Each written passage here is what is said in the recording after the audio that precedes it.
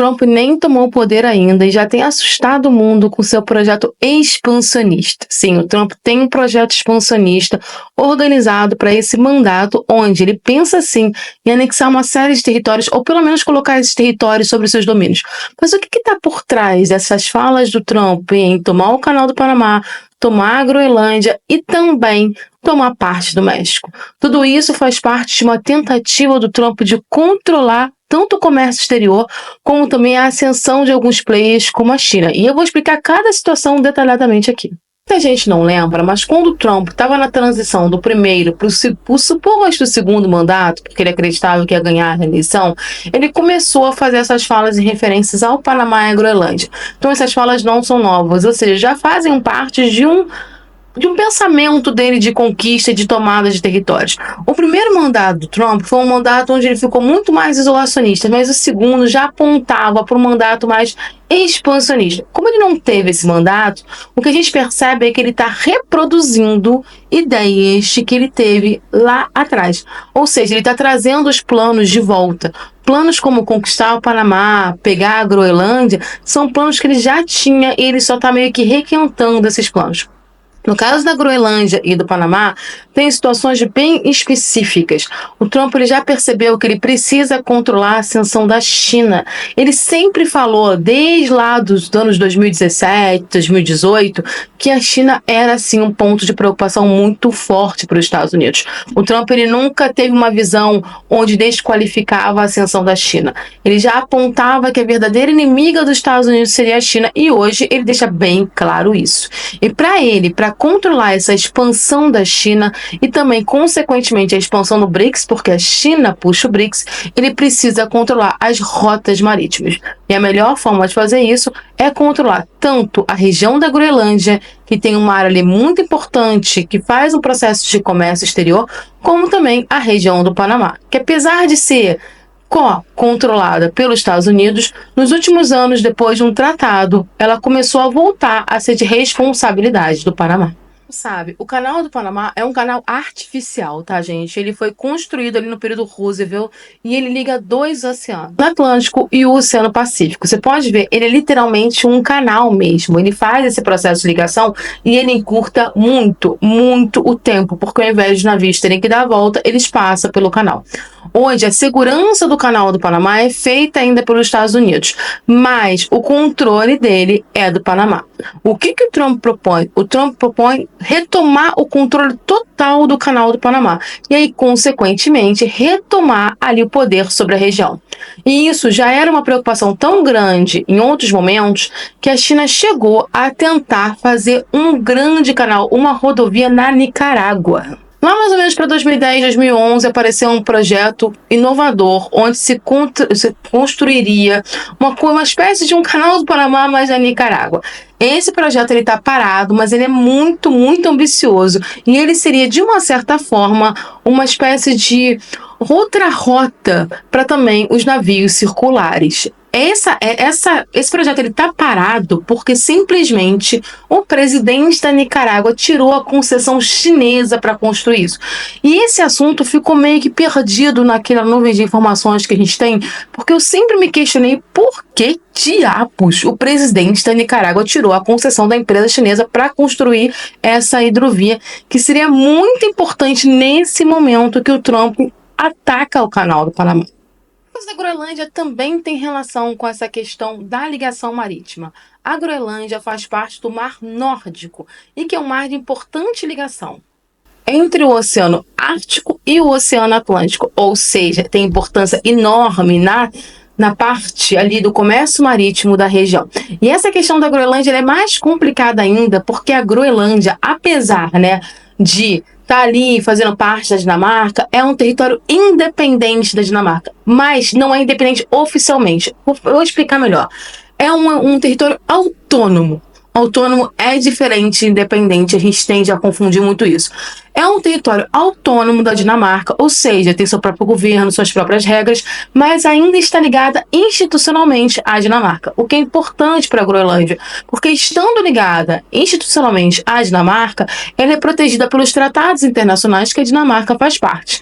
Mas existe um movimento muito forte na Groenlândia separatista, um movimento de independência. O problema é que esse movimento de independência da Groenlândia transforma a Groenlândia, tira a Groenlândia dos tratados, caso ela consiga sua independência. Se em outros tempos não teria problema nenhum a Groenlândia ter sua independência, porque ela poderia negociar, inclusive, a entrada nos tratados internacionais. Mas em um momento onde você tem um Trump de olho na Groenlândia, essa independência pode ser um tiro no pé. Mas, ao mesmo tempo, a gente percebe a Dinamarca não querendo comprar uma briga com os Estados Unidos, caso o Trump queira tomar a Groenlândia. A Dinamarca tem um outro ponto de preocupação, a Rússia. Ela tem muito medo da Rússia.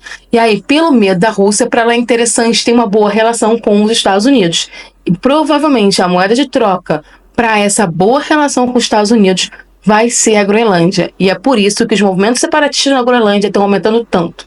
Então pensa comigo, o Trump pega o Panamá, monitora toda a parte do comércio daquela região. Depois ele pega a Groenlândia, também monitora todo o processo de comércio na região e ainda instala mais bases ainda americanas ali. Ele começa a ter um bom controle de uma boa parte do mundo.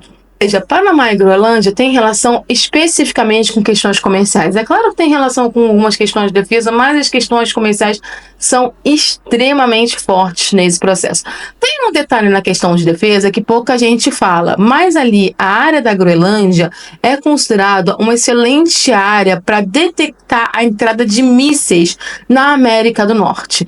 Então, uma das bases americanas, inclusive, está ali exatamente para isso. Um dos projetos expansionistas militares americanos seria construir mais bases ali, bases que teriam essa função de proteger o espaço aéreo americano de mísseis vindo daquela área de lá.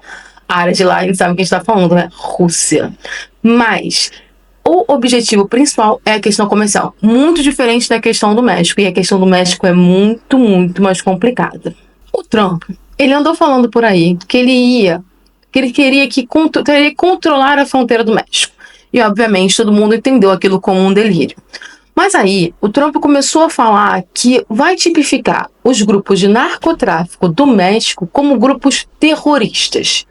Quando ele faz essa fala, ele mostra que a primeira fala dele, dizendo que vai controlar a fronteira do México, não é uma viagem, ou muito menos mais uma fala de uma pessoa que está jogando aos quatro ventos histórias. Não.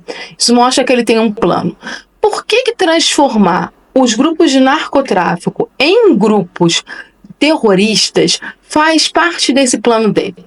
Porque a partir do momento que ele colocar como conotação de terrorista nesses grupos, ele vai ter uma brecha de uma resolução da ONU onde ele vai conseguir adentrar ao território mexicano para combater esses terroristas.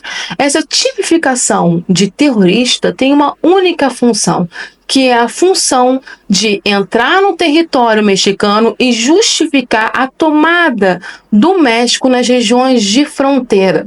O Trump ele não quer conquistar todo o México, ele não quer tomar o México para si, ele não quer transformar o México num Porto Rico, mas ele quer conquistar as áreas de fronteira. Ele quer que os Estados Unidos façam o controle das fronteiras do lado mexicano. Mas para ele fazer isso, ele precisa ter uma justificativa internacional para não invadir a soberania do México. E qual é a justificativa dele? Transformar os grupos de narcotráfico em grupos terroristas, o que justificaria a entrada do exército americano no território do México e, consequentemente, a tomada de parte da territorialidade do México pelos Estados Unidos. Isso já é feito por outros países. Na verdade, isso começou a ser feito pelos Estados Unidos pós 11 de setembro, onde 10 dias depois do 11 de setembro foi aprovada uma resolução no Conselho de Segurança da ONU, resolução essa que já deveria ter caído, onde nessa resolução deixava bem claro que se for para caçar terrorista, pode sim entrar em outros países. Estou falando a grosso modo, tá? Nessa época tinha relação com a Al-Qaeda, que não tinha uma territorialidade, não tinha um país específico. Então foi aprovada essa resolução. Muitos especialistas deixam muito claro que essa resolução já deveria ter caído, há tempo, gente, mas ela não caiu, ela tá aí firme e forte, o que é uma droga. E aí, consequentemente, o que a gente tem de fato? Essa resolução sendo utilizada para invadir territorialidade no mundo todo. Boa parte da justificativa, por exemplo, que Israel utiliza para invadir Líbano, para invadir Gaza, para invadir Cisjordânia, para invadir outros territórios, até como áreas ali próximas, como Síria, entre outros, é essa resolução, porque ele observa que ele sempre fala que está caçando terrorista. Então, é para adequar a sua expansão militar a esse discurso. Então, provavelmente o Trump vai utilizar essa mesma lógica para fazer a tomada da parte de fronteira do México com os Estados Unidos e controlar a parte de fronteira pelos Estados Unidos dentro do próprio México. Então, o que a gente pode perceber nessas três situações é que elas têm uma coisa muito em comum. Parem de achar que o Trump é isolacionista. Parem de achar que o Trump não vai fazer nenhum tipo de intervenção. Parem de achar que o Trump vai ficar quietinho lá nos Estados Unidos e não trazendo problema para ninguém. Ele vai. O Trump tem um grande projeto de poder. O Trump é ligado à extrema-direita internacional. E o projeto de poder dele é fazer com que os Estados Unidos volte a ser o grande Estados Unidos. E para isso ele precisa controlar o território dele, controlar o território dos outros e também impedir a ascensão econômica de outros players. Não é à toa que ele falou mal do BRICS, não é à toa que ele está preocupado com a moeda do BRICS, que é uma moeda de transação econômica. E a gente também tem que mirar aqui na América Latina, tá? Porque a gente tem um probleminha chamado Venezuela e que o Trump já botou as asinhas de fora por aqui. Que asinhas são essas? A gente sabe que a Venezuela está passando sim por um problema institucional muito grande, porque a gente teve as eleições da Venezuela ano passado e essas eleições foram sim contestadas pela ONU, contestadas por institutos internacionais e contestadas por alguns países que não reconheceram o processo eleitoral ou que não reconheceram a vitória do Maduro. A questão é, os Estados Unidos também não reconhecem a vitória do Maduro e o Trump já deixou bem claro que para ele o verdadeiro presidente é o González. E apesar do Maduro ter tomado posse aparentemente tranquilo na Venezuela, o discurso do González e da própria Maria Corina dizendo que ele não será o presidente, quem será presidente é o González, pode ser um apontamento de uma possível intervenção externa dos Estados Unidos na região. Alguns boatos, inclusive, dizem que já existe um plano de golpe de Estado por ali, com a ajuda do Bukele, que é lá de El Salvador, que também é uma outra figura muito importante da extrema-direita internacional, e a gente não pode esquecer da Argentina como lei, que virou praticamente o cachorrinho do Trump na região. Então, esse projeto expansionista do Trump não está só para cima, não está pensando só na parte norte, mas ele tem olhinhos bem fortes aqui para a América do Sul, e a gente pode ter terríveis surpresas depois da posse do Trump. Bom, é isso, gente. Esse é o projeto expansionista que a gente tem visto ultimamente. Se você curtiu, se você gostou desse vídeo, curte aqui o canal, se inscreve, porque eu vou tentar toda semana trazer atualizações internacionais e nacionais por aqui.